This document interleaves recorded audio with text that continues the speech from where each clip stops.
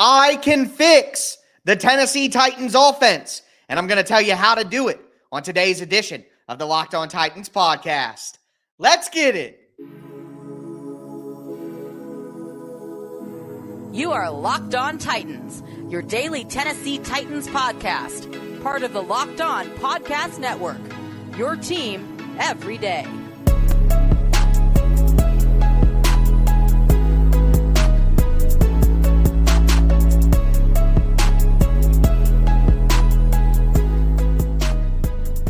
Welcome to the Locked On Titans podcast. I am your host, Tyler Rowland. Titans fans, today's edition of the Locked On Titans podcast is brought to you by DoorDash. A few minutes ago, I placed my very own DoorDash order to get my favorite local meal from Acme Feed and Seed here in Nashville. It should be here before the show is over, so a big thank you to DoorDash for lunch. Place your order today using promo code LOCKED23. Stay tuned later in the episode to hear more about our friends at DoorDash. But a lot to discuss on today's show. I am going to fix the Tennessee Titans offense using free agency money, using draft picks. We're going to talk about the entire offense and what the Titans need to do. We're going to start with wide receivers. We're going to move to the offensive line. We're going to finish with the backfield. Before I get into all of that, thank you for making the Locked On Titans podcast your first listen each and every day. Remember, Monday through Friday, Tennessee Titans content all year round on all apps and always for free.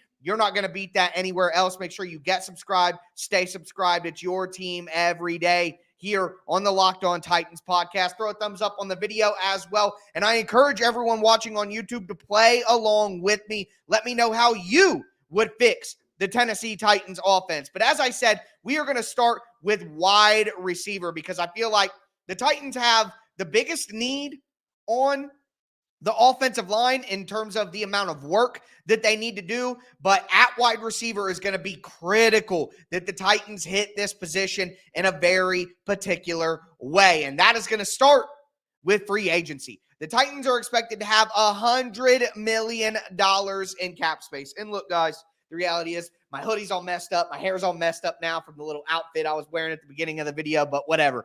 The show goes on. If you look at what the Titans need at wide receiver, I think that DeAndre Hopkins can be a solid wide receiver too. And my everydayers who listen Monday through Friday, shout out to you guys.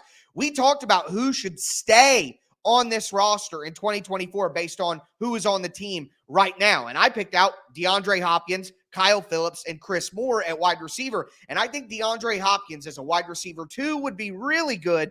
But as a wide receiver 3, you're talking about an elite wide receiver group. And when you have a quarterback on a rookie contract like Will Levis, you have the money and you have the resources to build an elite cast, an elite roster around him. So that's what the Titans should be looking to do.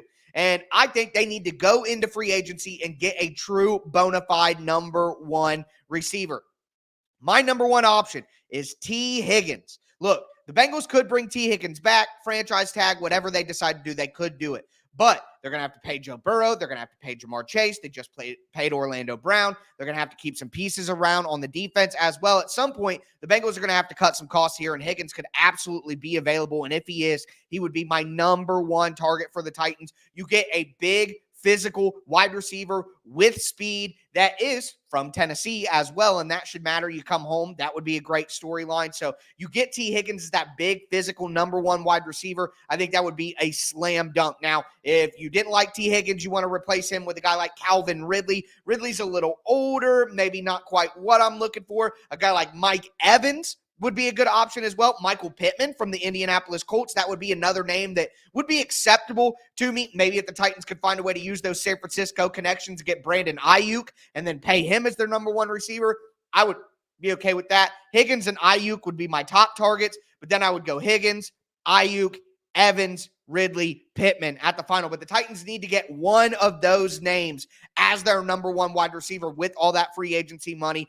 And then you pair that with the NFL draft. Now, for me, I think the Titans are going to get a top 8 pick, top 8.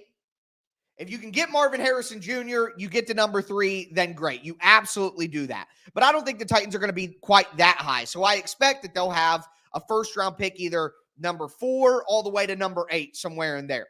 If the Titans can't get one of the top 2 offensive tackles that we've talked about ad nauseum here on the show, and Joe or Ola Fashanu, then I think you could turn your attention to wide receiver. But in this perfect scenario where I am fixing the Tennessee Titans offense, I want the Titans to use that first-round pick on an offensive tackle. So with that being said, I would turn my attention to the second round at wide receiver. Look, there are a ton of great wide receivers. This is a great wide receiver class. It's a great offensive tackle class. It's a great cornerback class. All good stuff for the Tennessee Titans. Their 3 most needed positions. So for me, you look at the second round wide receivers. Now, Marvin Harrison Jr., Malik Neighbors, Keon Coleman, Rona Dunze. There will be other wide receivers that get in there at the first round. So obviously we're far out from the draft, but you look at names like Xavier Worthy from Texas, Xavier Leggett could be an option, Jalen Polk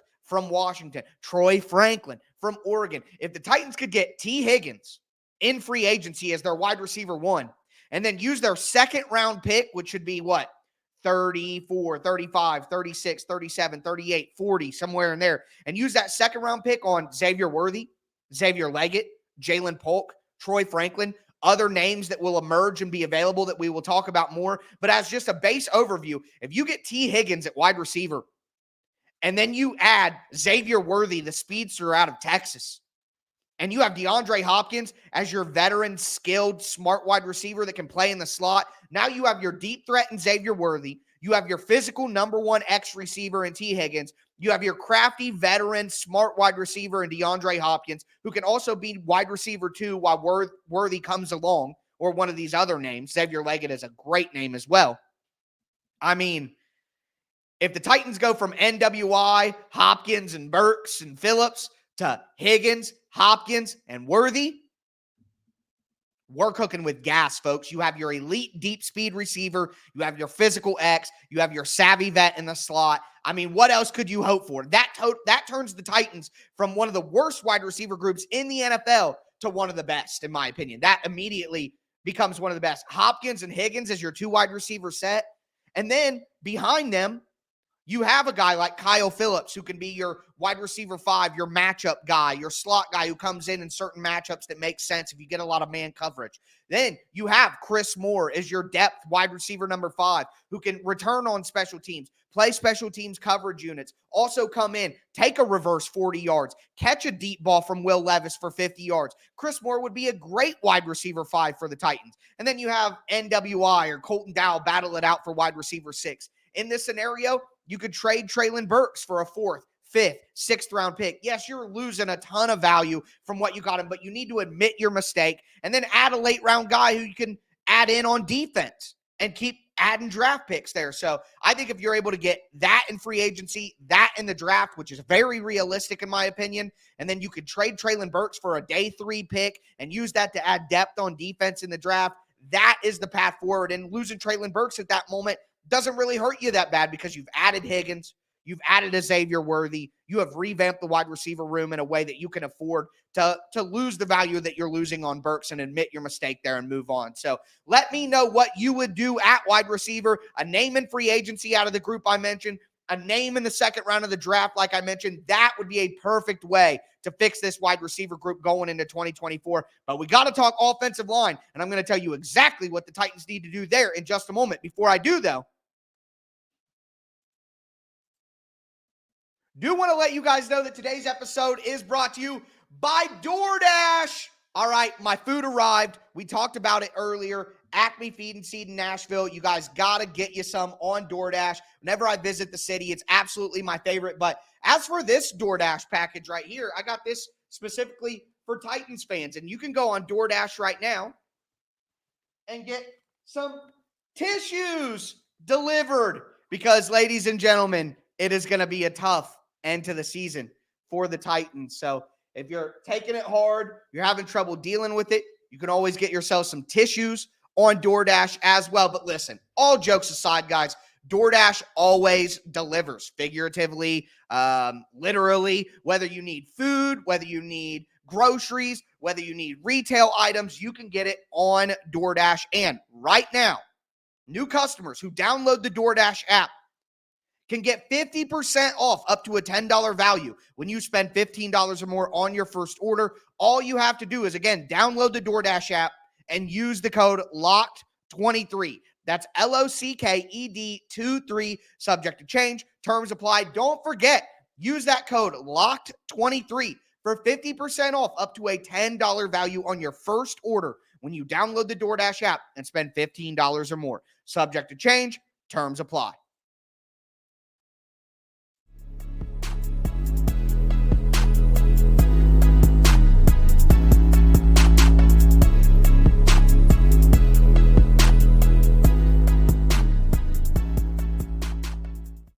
Titans fans, let's continue today's edition of the Locked On Titans podcast. Again, I'm fixing the Tennessee Titans offense. We talked about wide receivers. I want to add a guy, big name in free agency. Also add a wide receiver with the Titans' first two picks in the draft. One of the two, whichever way they go, they can go. But I would like to see Tee Higgins added in free agency. I would like to see a Xavier Worthy added in the draft in the second round out of Texas. Add that to DeAndre Hopkins. We are cooking. But we got to talk about the offensive line next. And we're going to talk about the backfield, quarterback and running back, because there are going to be big changes there as well. We're going to talk about that to cap off the show. But now we got to get into the trenches, talk the offensive line. And again, I'm encouraging you guys, play along with me down below. Let me know who you would have added in wide receiver. Let me know who you want to add at offensive line, how you want to reconstruct things. But for me, again, it's a multi-pronged attack of adding in the draft and using that free agency money. Before we get into it, thank you guys for making the Locked On Titans podcast your first listen each and every day. Also want to let you know that Locked On has launched the first ever national sports 24/7 streaming channel on YouTube. Locked On Sports Today is here, and it's bringing you 24/7 coverage of the top sports stories of the day with local experts from Locked On, plus national shows covering every league. Go to Locked On Sports Today on YouTube and subscribe to the first ever national sports 24/7 streaming channel. Be a part of history, okay? Offensive line. So you started offensive tackle, and as I said in the last conversation about wide receiver, in this perfect offseason to fix the Titans offense, I am drafting Joe Alt, offensive tackle, out of Notre Dame to be my left tackle. All right, the Titans get 5th, 6th, 7th pick. They find a way to get that offensive tackle. Now, if you like Olaf Fashanu better from Penn State, then just say in your head, all right, we got Olaf Fashanu for left tackle. But me, I prefer Joe Alt at this stage in the process. And with the first-round pick, the Titans go Joe Alt. With the second-round pick, they go Xavier Worthy, wide receiver from Texas. So let's just continue forward under that assumption that that is the way I see the draft going. So the Titans have Joe Alt at left tackle. They have Peter Skoronski at left guard. That, I feel, set in stone on this path. How do you fix the other stuff? Well, for me, you go into free agency at the other offensive tackle spot. I'm not trusting Dylan Radins. I'm not trusting Jalen Duncan. I'm not playing that game. I have $100 million. I have 8 draft picks. I am fixing this team. All right? Mike Vrabel may not be able to survive another year like this year. So I'm not playing any games with young guys. I am going out in free agency and getting Trenton Brown. Trenton Brown plays for the New England Patriots. So far this year, he's allowed only 3 sacks. He's allowed only 13 pressures. He's got a 76.1 pass blocking grade. He's got an 86.5 run blocking grade per Pro Football Focus. He has played 3,000 snaps on both tackle spots. 3,000 at right tackle, 2,800 at left tackle. And he's been playing left tackle for the Patriots this year, so we'll probably get close to that 3,000 mark on both sides. Legitly. That's not a word. Shout out to my buddy Aaron Frank who always said that. But legitimately will have 3,000 snaps on both sides. And he's close enough anyway, let's call it. But he could play right tackle for the Titans, be a mauler in the run game, and be sufficient in pass blocking. And the Patriots have been terrible this year. So imagine how much better he would be on a good team with good offensive linemen around him. So I'm signing veteran Trent Brown, who's going to be 31 years old, and I'm going to plug him in at right tackle. All right? And just to compare it to the Titans, Brown has 3 sacks allowed, 13 pressures. Hubbard allowed 4 sacks, 18 pressures, 67.8 pass blocking grade. So Trenton Brown is nearly 10 points better in his grade and better in the raw stats as well. And he's a better run blocker. And Brown is younger. So Trenton Brown's probably going to be around 13, 14, $15 million a year. Higgins probably around that $25 million a year mark. You look at actual guaranteed money, though, and how that impacts the cap hit. The Titans are going to have more than what it appears in cap space because of the way that you could structure deals. So always keep that in mind. So you add Trenton Brown at right tackle. You add Joe Alt at left tackle. You have Peter Skoronski at left guard. Then you go into the interior. Look, one of the positions, right guard or center, is going to have a holdover. Whether it be Aaron Brewer with a new right guard next to him, whether it be Dylan Radins at right guard or Daniel Brunskill at right guard with a new center next to him, I firmly believe that one of these positions will have a holdover from this year's roster, whether it be Brunskill or Radins at guard or Brewer at center.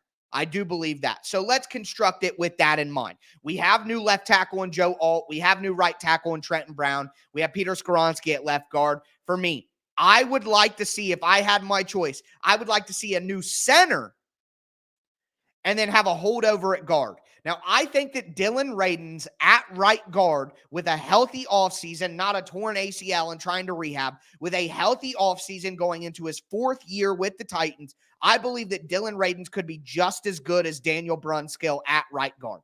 Daniel Brunskill is an average starting offensive lineman in the NFL. He could be replaced. You could find better, but there could find worse as well. So if the Titans don't believe in Dylan Radins at right guard, then bring back Daniel Brunskill for $5 million again. Just do that again. That's a cheap replacement level starting offensive lineman. If Brunskill is your fifth best offensive lineman on the squad, that's a good offensive line. But I think that Radins could be just as good as Daniel Brunskill, and Radins is going to cost the Titans millions of dollars less. So you get a similar player, in my opinion, after, again, a full healthy offseason for Radins. You get a similar player for a lot cheaper, and Radins is a lot younger with more upside. And again, Radins is your fifth best offensive lineman, not at offensive tackle, but on the interior, you might have a way to do that. So for me, you have Alt, Skoronski, Brown, Radins, or Brunskill. If you don't like my Radins idea, let me know down below. And then that just leaves center. And look, I'm okay with bringing Aaron Brewer back. Aaron Brewer has elite performances in run blocking at times because of his athleticism and because of his intelligence and his intangibles. But Aaron Brewer is such a liability in pass blocking. And then when he plays against some of these big, huge run-stuffing nose tackles, he's too small in run blocking as well. The Aaron Brewer story is great. Undrafted free agent, tough as a $2 steak, all that stuff. That's great. I get it. But Aaron Brewer is simply not good enough and not consistent enough as a run blocker to justify his limitations in pass blocking. So with that free agency money, I want to see the Titans add an interior offensive lineman. If you want to bring Aaron Brewer back and put him at center and bring in a guard, I like a guy like Jonah Jackson from Detroit, who's given up 1 sack this year and is a good player in run blocking. I think about a guy like John Simpson from Baltimore, who maybe isn't as adept in run blocking, but is a very good pass blocker and has given up 0 sacks. Robert Hunt as a guard from the Miami Dolphins, that would make sense as well. But to me, I would like to see the Titans bring in Connor Williams, the center from the Miami Dolphins. He's got a 90 run blocking grade. He's given up 1 sack this year. He's going to be about 27 years old, so his age fits with the timeline of this offensive line. If you had rookie Joe Alt at left tackle, second-year player Peter Skoronski at left guard, Connor Williams at 27, one of the better centers in the NFL, Dylan Radins at right guard, and then Trent Brown at right tackle, you have one of the better offensive lines in the NFL. We are cooking. And not only are we cooking right now, but we are ready to grow as well. We have a veteran guy in Trent Brown to lead the group. We have Alt as a rookie ready to progress. Him and Skoronski on the left side together for the next 8 years. You bring in Connor Williams, who's only 27 years old, to be the intelligence in the brain. Bring back Aaron Brewer as the backup center and let him compete. Bring back Dylan Radins and let him compete at right guard. Bring back Daniel Brunskill on a reduced contract as depth. And then you have your 8 offense. If you have Jalen Duncan or Nicholas Petit-Ferrer, choose between one of them. And then Brewer and Radins and Williams and Brown and Skoronski and all, like, that is a good offensive line group. We have fixed the offensive line going forward with guys who are ready to play right now, but guys who are at the age where they can grow together as well throughout the life of Will Levis's rookie contract. And that is how you fix the offensive line. So with wide receiver fixed, offensive line fixed, we have to move to the backfield. We're going to talk about Tyjae Spears leading the running back by committee and maybe a reunion at quarterback. We'll discuss that in just a moment. Before we do want to let you guys know that today's episode is brought to you by Prize Picks. Prize Picks is daily fantasy sports made easy. Look, guys, you don't have to play against 1,000 lineups from a bot or a bunch of sharps and all this stuff. It's just you against the Prize Picks projection. So here's how it works. Prize Picks has a projection for every player. Really, they have multiple projections for every player. But for an example, Derrick Henry, 75 rushing yards. Will Levis, 1 passing touchdown. DeAndre Hopkins, 4 catches. All you do is you pick 2 to 6 players and say whether the player is going to do more or less than the Prize Picks projection. It's that simple. You can literally make a lineup in 60 seconds or less. And Prize Picks has done something really cool where you can combine multiple sports. So you could do like Derrick Henry rushing yards and LeBron James 3-pointers. Shout out to my Lakers. Win the in-season tournament, baby. Let's go. Go Lakers. But with that being said, make sure that you go to prizepicks.com/LockedOnNFL. Use the code LockedOnNFL for a first deposit match up to $100. Again, that's prizepicks.com/LockedOnNFL. Use the code LockedOnNFL for a first deposit match up to $100. It's Prize Picks, daily fantasy sports made easy.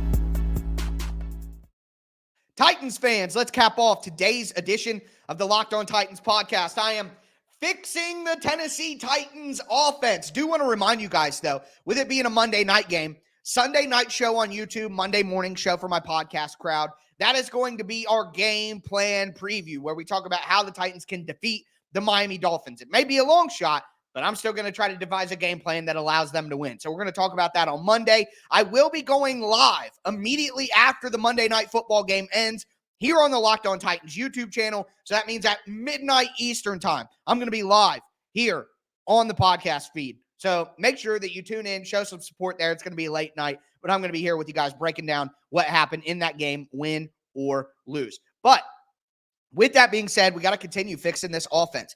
As a recap, I have signed Tee Higgins in free agency. I have drafted Xavier Worthy, wide receiver out of Texas, the deep threat speedster, in the second round.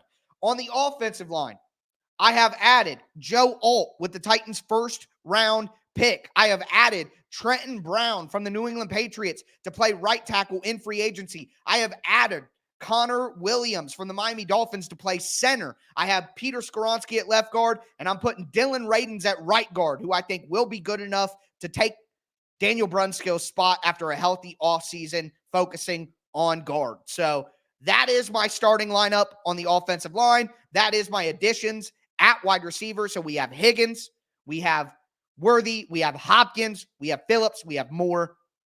I like what I'm doing here. I didn't really talk about tight end too much because Chig and Josh Wiley should be the tight ends for the Titans. If they add another tight end, it should be a third tight end, veteran tight end, like, in the Wesco, Jeff Swaim mold, and just hope that they do better than they've done with Swaim and Wesco. But moving into the backfield, because we got to talk about how the Titans are going to use running back, how the Titans are going to do their quarterback spot with the running back position. Tyjae Spears should be the lead back in the committee. Now, let me explain this. Just because I tell you that I think Tyjae Spears can be running back one doesn't mean that I see Tyjae Spears as the same kind of running back one that Derrick Henry is. Derrick Henry is a bell cow workhorse running back one that you need to give 20 carries a game, and the only time you're bringing him off the field is for a change of pace back for third downs and passing situations. Tyjae Spears should be the lead running back, the running back one in a committee Not the same as Derrick Henry being running back one or Josh Jacobs being running back one or running backs like that. I want to see Tyjae Spears as running back one within a committee approach. All right. So who is going to be the running back with him? Now, it can be Derrick Henry. I would be okay with bringing Derrick Henry back, but Derrick Henry's market value right now on Spot Track is $10 million. I'm not paying Derrick Henry $10 million. I'm not having that on my cap hit. I'm simply not doing it. Derrick Henry cost the Titans $16 million on their cap this year. That can never happen again. All right. So if Derrick Henry wants to come back, maybe you do a 2-year deal worth $15 million guaranteed, maybe $18 million total or $17 million total overall that he can get. But I'm only paying Derrick Henry like $6 to $8 million on a contract, and I'm not going any higher than that. All right. And I'm saying that it's not just the money. It is the understanding that Derrick Henry, you are no longer the engine of this car. You are a part, okay? You're not the toolbox. You are a tool within the toolbox. There are no more, hey, guaranteed to get Derrick Henry 20 carries a game. We cannot operate with that philosophy moving forward, and we cannot pay Derrick Henry with that philosophy in mind. If you bring Derrick Henry back, he is a part of a running back committee with Tyjae Spears and probably with another rookie as well. You are a tool in the toolbox, not the entire toolbox itself. All right? So the proper expectations are just as important as the money. And if Derrick Henry wants to try to go somewhere else and be the bell cow back that he's been his whole career, then good luck to him. And if somebody wants to pay him $10 to $12 million to do that, then let them do that. We're not doing that. So if Derrick Henry doesn't want to come back for the right money and doesn't want, a reduced role that doesn't have him as the entire focus of the offense, then you let him go. If he comes back, then great. You add him to Spears. You get an undrafted free agent running back. You add a late round running back in the draft, and there you have your committee. But if Derrick Henry doesn't want to do that, then you have Tyjae Spears as your lead back, and any of these names as a cheap, I'm thinking less than $5 million, a cheap veteran complement with Tyjae Spears, a true running back committee. All right. Devin Singletary, DeAndre Swift, Deontay Foreman, A.J. Dillon, Antonio Gibson, or a guy I think would fit perfectly with Tyjae Spears, Zach Moss. You know the Titans love taking division rival players who dominated against them. Zach Moss is a good running back. Tyjae Spears is the speed guy with Zach Moss as the power guy for $4 million combined. That's way better than paying Derrick Henry double that just for him at $8 million. You got to use your resources wisely. And if I want to add 2 free agents on the offensive line, and I want to add a free agent at wide receiver, and I want to add some free agents on defense, there are going to be some places where you're going to have to shorten it down. And Derrick Henry is one spot where the Titans don't need to pay him a bunch of money to have a good running back group. They simply don't. Even if that hurts to hear, that's the reality. It's about resource allocation. All right? So, moving right along. Now that we have Spears and let's say Zach Moss and another rookie from the late rounds in the backfield, we move to quarterback. And obviously, Will Levis is the guy. I talked about this earlier this week when we talked about who must come back, and it was obvious that Will Levis is the quarterback of the future. The Titans need to build a team around now. So, for me, I'm not bringing back Malik Willis and it's not against Malik. It's the philosophy of I don't want a quarterback in his second year backed up by a quarterback who still needs a ton of development in his third year.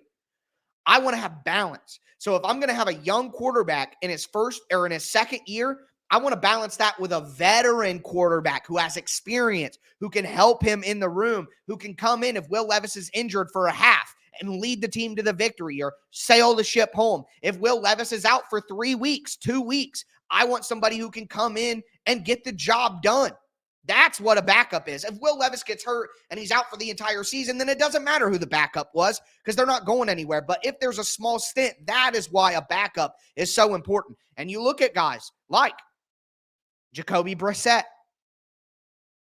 Marcus Mariota, Josh Dobbs, Right now, Ryan Tannehill's market evaluation, his market value on Spot Track is $5 million. I'd pay $5 million to have Tannehill come back as the backup.